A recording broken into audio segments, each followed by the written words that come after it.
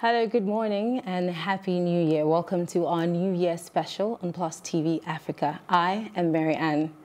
This year, there was no televised message by Mr. President Muhammadu Buhari, but in a statement sent in by the State House, the President said, and I quote, "We have had our challenges, security, economic, political, social, but we are resolved to combat and overcome them all."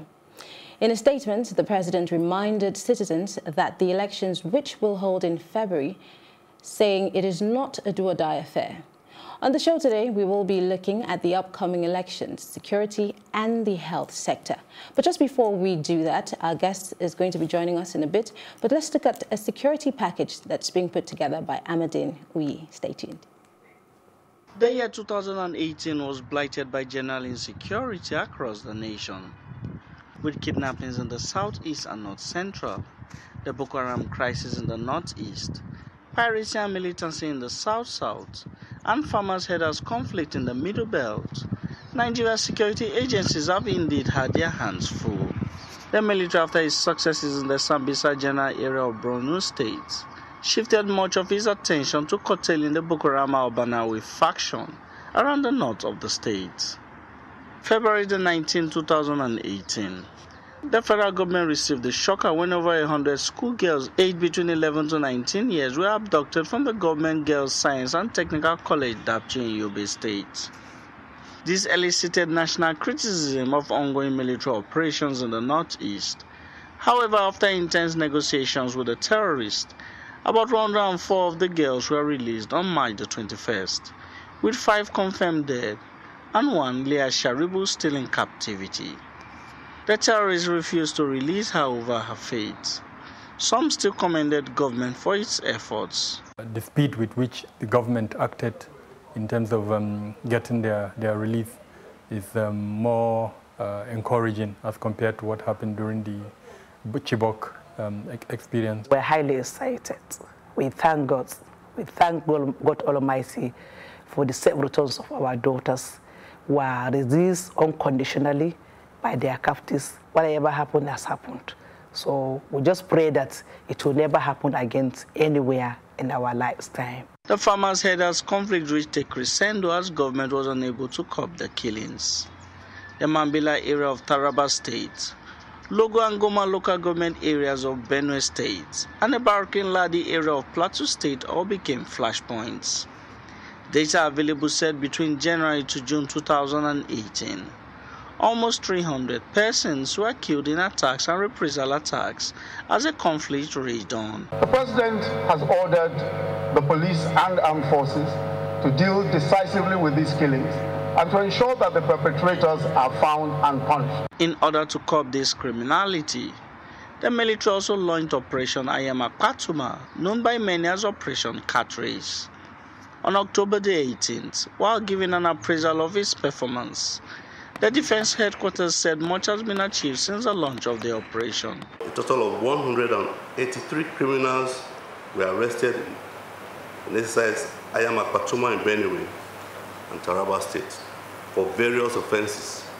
In Benue State, 147 herdsmen, 6 cultists, 5 wrestlers, and 6 armed bandits were arrested, while 15 were arrested in Taraba State. In one deep area of responsibility, a total of 13 bandits were arrested. All the arrested suspects have been handed over to the Nigerian police for further actions.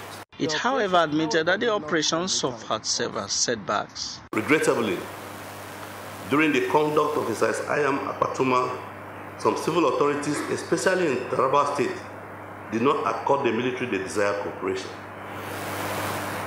For instance, the chairman of Takum local government area in Taraba State did not cooperate with the 93 Battalion, but instead portrayed the military in bad light to the locals.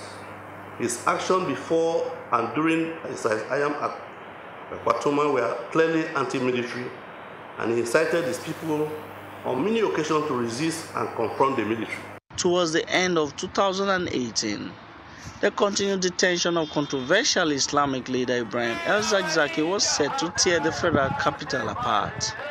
Members of the Islamic movement took to the streets of the federal capital in an effort to compel government to obey a court order and release Mr. El-Zakzaki.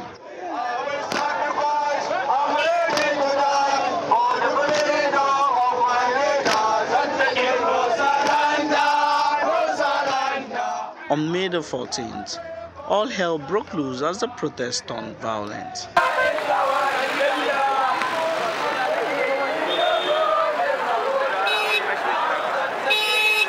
On October the 30th, the military failed to show restraint as it opened fire on Shiite protesters during its Al-Bain trek in Abuja.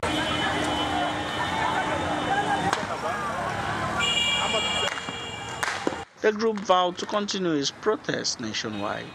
They have killed 4 people.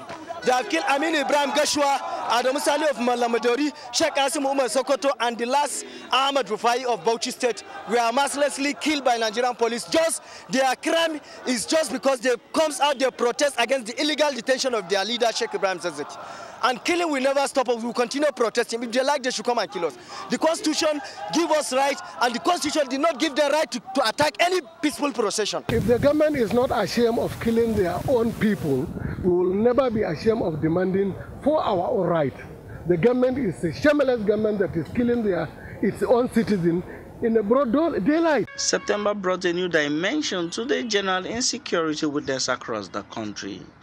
This was as General Idris Akali, the Nigerian Army's former Chief of Administration, was kidnapped and murdered somewhere around Plateau State.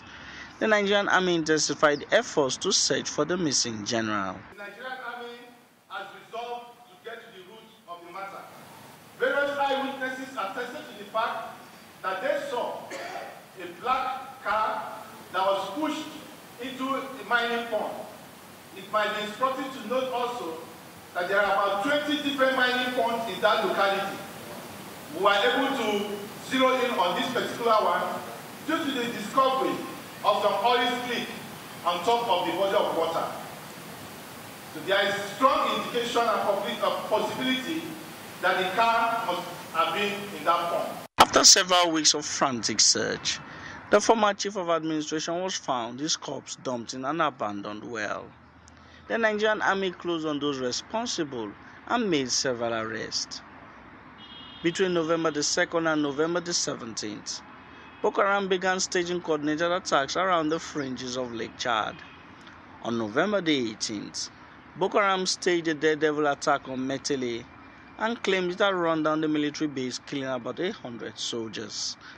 This the military denied, claiming only 23 soldiers were killed, with several injured. It accused media organizations of spreading Boko Haram's propaganda. Federal lawmakers, however, called the event shameful, condemning the attack. It is really a sad day. It only means our priorities are upside down, because these people are the reason for which we can do what we're doing, even here in Abuja.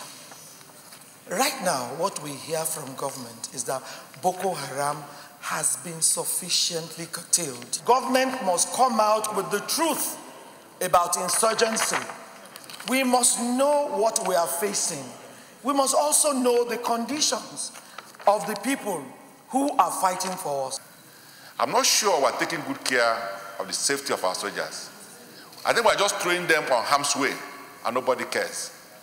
Nobody cares what happens to their families when they die. They are just mere statistics. The year ended on a sad note as on December the 18th, the former Chief of Defense Staff Air Chief Marshal Alex Bade was murdered by unknown gunmen. To many Nigerians, Bade's murder reflected a true state of the nation's security. The police, however, flung into action and quickly apprehended some of those involved in the murder. On the directive of the Inspector General of Police, IGP Brian K. Idris MNI, that the Police Joint Investigation Team set up by the IGP and mandated within shortest possible time to arrest all those responsible for the killing of the former Chief of Defense Staff, Air Chief Marshal Alex Bade, on the 18th of December 2018 in Nasarawa. 2 principal suspects who participated in the killing of the former Chief of Defense Staff, Air Chief Marshal Alex Bade, and 3 other suspects connected to the crime that they carried out on the 18th of December 2018 have been arrested by the intelligence response team of the IGP and the Special Tactical Squad. These suspects are currently in police custody, undergoing investigation.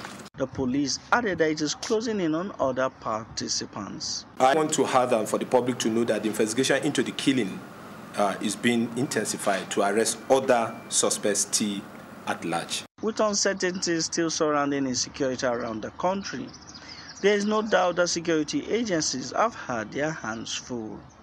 Amadin Uyi, Plus TV Africa. Welcome back. It's still Plus TV Africa, and we are looking at 2018. It's more like a look back, but if you're just tuning in, this is our New Year special, and we'll be talking about the upcoming elections and security. Joining me in the studio now is Mr. David Amarchree. He is a security expert, and we're going to be discussing mostly the upcoming elections. And of course, you cannot do that without talking about security. Mr. David, it's good to have you here. Dennis is the name, not Dennis David. Amarchree, thank you for joining us. Yes. Apologies. All right, so you just saw that report, and yes, there's so many things that are sticking out. So, number one, obviously, is the kidnapped students, which everybody was worried about, and parents were, you know, calling on the government for the children to be released. Also, very importantly, the Chibok girls who are still being missing. In fact, some people have even resigned to fate that maybe these girls will never be returned home.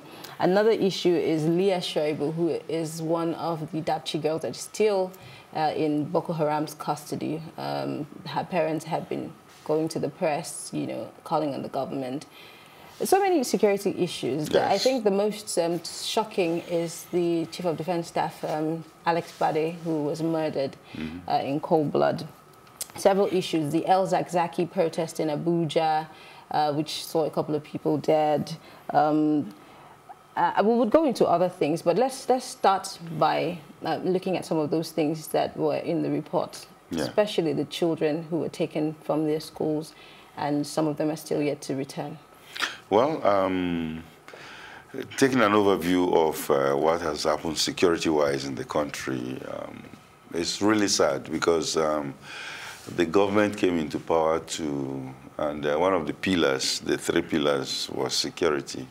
And in that area, the challenges that have faced the government has surmounted, you know, a lot. And I think the one of the girls is very, very tricky and very, very sad, because for those that have been released, I think we thank God.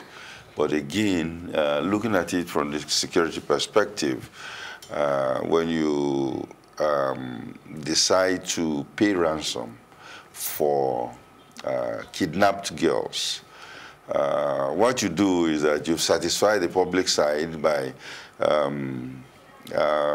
bringing back their children back to them, but at the same time, you've also gone ahead to fund the terrorists, you know, whereby they use that same money to buy arms and ammunition to create more havoc for the country. That's why in some countries there's zero tolerance to kidnapping and ransom payment. Well, yes, the United States never negotiates with terrorists, Never. but there's always, but there has to be a compromise or a meeting halfway. There has to be an exchange or maybe but I don't know. Yeah, there is. In a case where parents are pressuring the government on a daily basis, and I mean, everybody would put themselves in the shoes of these parents. What would you rather the government do? One thing is this.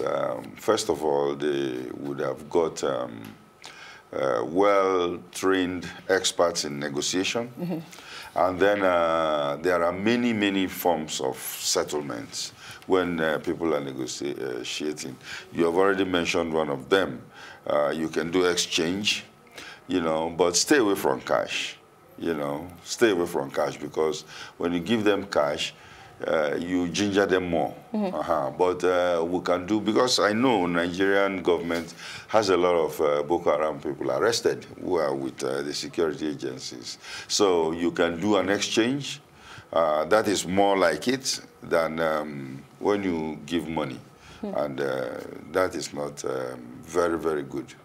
All right, let's just briefly, I just want to push you on this one. Leah Shoibu everybody is saying, I mean, it's been politicized, it's been, you know, looked at through the prism of, you know, religion and all of that. But do you think that maybe the government is in between a rock and a hard place, and that's why she's still in the custody of Boko Haram? And, you know, some other people are saying, if you pay for everybody, how come she was the only one? Exactly. That's what I mean by good negotiators, expert negotiators, who are going to negotiate when they are getting these girls back. Okay. Because going to negotiate and get some people quickly because you want to satisfy some people and then leaving that girl back, of course, you know the kind of rumors and comments that have been raised because of that. All right, interesting. Let's move on to the El Zakzaky situation. Yes. You know, there's been several court orders, you know, asking for the release of the man. At some point, there were recommendations that he be released on sick basis because he was sick. He needed to see a doctor. Yeah. But all of those has fallen on deaf ears, and which has led to the protest that rocked Abuja. And he just kept. I saw videos that were really, really, for me, morbid because I saw people being shot at. Do you think, how best do you think this situation would have been handled for it not to have, you know, resulted to the situation that we had in the FCT? I think it would have been handled better, you know, and there are many elements that is causing this. First of all, well, El Zakzaky himself, you know, remember that he's still undergoing a court process. Yes, of course. And the court has said that he should be in a private residence where he's being taken care of. The minister was even telling us about how much he was using to feed him. Anyway, that's by the side. But for El Zakzaky, I think the followers of El Zakzaky, I think it would have been handled better. You know, number one, we shouldn't have got the military involved. I think, and that is one of the things that escalate the security problem in the country right now. Okay. Getting the military involved in internal security issues, no matter what it is, it should have been the police handling this. And even if they have to shoot rubber bullets or water cannons, are available for them to use. Do we really have that in the country? Do we really have that? If they should. I think they've used it before in Lagos. I think they've used it before. If they don't have it, they should go and buy some. You know, because using live bullets, I think, is just very not right. All right, so the Nigerian army on Monday had said that some people in the country had politicized the fight against Boko Haram, you know, in the northeast. They actually issued a warning that it would monitor and take necessary action. And of course, the Director, Army Public Relations, Brigadier General Usman Sani, in a statement, said the military will no longer tolerate subversive acts and sabotage aimed at negatively affecting the performance of the troops battling the terrorists in the northeast. Now, you and I know that several videos have been put out, and for me, the most important is the one where some soldiers were crying out that they needed help from the government. But when the army is referring to, you know, certain elements, what elements do you think they're talking about? Because, you know, the situation seems to be a bit blurry. Yeah, well, they are talking about opposition. That's number one. Should the army be involved in politics? That is the point. They are not supposed to be involved in politics. And I think they are supposed to concentrate on their, you know, warfare outside. And then, of course, I think there should be a little synergy with the military and the media in Nigeria, because most of the time they don't take them along. So media people are, you know, they try to fill the gaps and manufacture all kinds of stories that come around. And now this is not helped by the social media that we have right now. And before you know it, even remember the demonstration of police in Maiduguri, mobile policemen, and the police came out to say, no, there was nothing like that, but the videos came out, and then everybody kept quiet. So, but we have to start thinking about this war as a war against Nigeria, not against the military or a war for certain section of the country. That's why, you know, we want to advocate a situation where Nigerians own this war. You know, it is not their war, it's our war. And if it is our war, then we should try and support the effort of our military. Okay, you just touched on something I was about to ask, because, you know, a lot of people have come up with reports, Amnesty International, several other people. I read a report 2 weeks ago about the fact that at least 20 states within the Federation may experience violence during the upcoming elections. Yes. And they tied most of it to, you know, the fact that the police, the army are not up to their game. Yes. How do you think that, I mean, we're already in the election season, how soon can we, you know, clean up our acts to be able to have free, fair, credible elections within a secure environment if we're having all of these pockets of violence all across the Federation? Yeah, I think, you know, 6 weeks, about 6 weeks now remaining, and it's time for the government itself and INEC and the politicians to come down and seriously address this. I know that there has been a signing of, you know, like a peace treaty that there's not going to be violent, but that is by the leaders. How about the followers? Because the followers are the people that are, you know, you have to be worried about. We don't want a situation where the leaders are signing for peace and then the other ones in the pockets in the local government or states are doing whatever they want to do. Inflammatory statements being made by politicians, and then of course all kinds of thugs or whatever, you know, that are all over the place to be used. I think the security agencies have to look at it very, very closely, make sure that they enforce that no movement policy, whereby on election day, you just vote near your house and go back to your house, instead of allowing people to move around. Now that we've gotten to the election part of the conversation, let's quickly look at INEC. This is the referee, if we allow me to use that word. A lot of people have kept on harping on the fact that INEC needs to have, you know, issue-based elections. We need to make sure that the people have free, fair, credible elections. But does the onus only lie on INEC? Because INEC, yes, conducts the elections, but do they play the role of, you know, making sure that the elections are free, fair, and credible and safe? Yes, INEC have tried, really. But we, you know, they are the umpire, the referee, as you call them. They've really tried. And they've introduced some very, very new things. The card reader and all kinds of things, you know, trying to make the voting process private so that people don't see your vote and buy votes and stuff like that.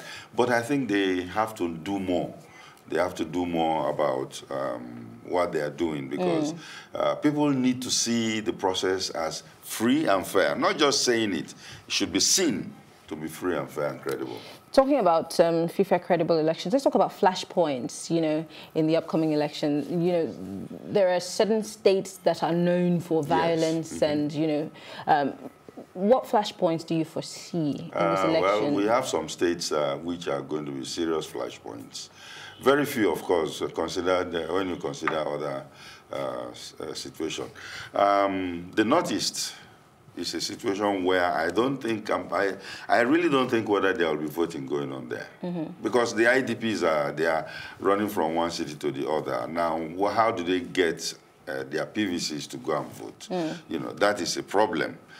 Then you look at a state like Kano. Kano looks like a battleground, where the governor has said that he's going to deliver the 5 million votes to the ruling party.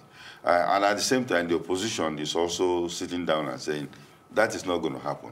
So those are flashpoints that you are looking at. Now you are dealing with people who are generally, you know, so many of those people who are not very literate, and then they might, you know, follow the opinion leaders that might say something to them. So that's the flashpoint we're looking at. You come down to the south, Akwa Ibom State is another one. Is it? Yes, because we now have the former governor also having his own rivalry with the sitting governor. You know, and that is going to be hot there. I don't know how capable or able the former governor is going to deliver his state to the new party that he belongs to. And of course, Rivers State. You know, Rivers State is there, and the ongoing rivalry between the former governor and, you know, these are political rivalries that are going on. And these rivalries are the ones that we are worried about because they all have their own people. And in fact, in Rivers State, it has gone to the extent where it looks like a party will not be able to bring out their candidates. And of course, they are still in court, and we try to see whether they are going to disrupt it or it's going to be... Okay, I have an interesting question, but before I ask that question, the Senate recently approved security budget of 53.2 billion naira for the 2019 general elections. Some of the beneficiaries of these funds include INEC, ONSA, the DSS, NSCDC, NIS, the Nigerian Police Force. My question is this enough?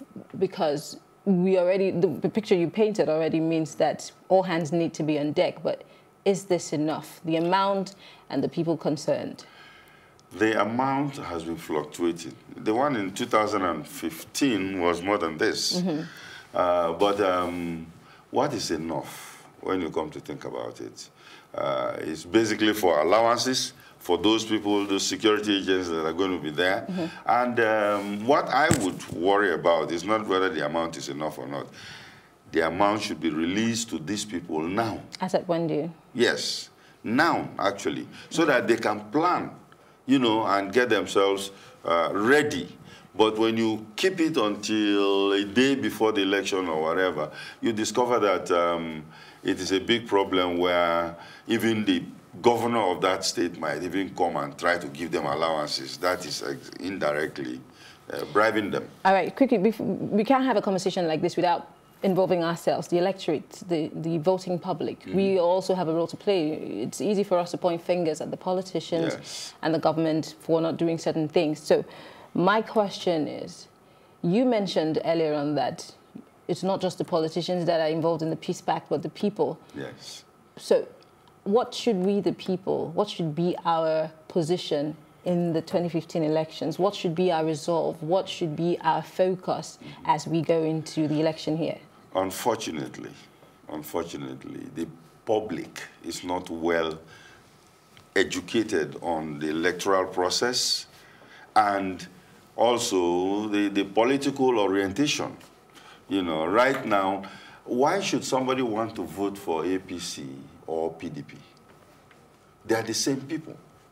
I will not say that one is pursuing my kind of ideology while the other one is not pursuing the ideology, because they are the same, you know. So that is a problem. You know, you have to know which kind of politicians you want to. Then the second one is where the people are really not educated about the process. So you have how many presidential candidates now, and the ballot paper is going to be so long, and the pictures of those candidates are not there. Well, that is a big issue. In fact, it's a whole kettle of fish on its own, and I wish we had enough time to deal with this. But we want to thank you very much, Mr. Dennis Amarchree, for joining us on this segment of the program. We will take another break, and when we return, we will be looking at the health sector, which is very important. Stay tuned. We'll be right back.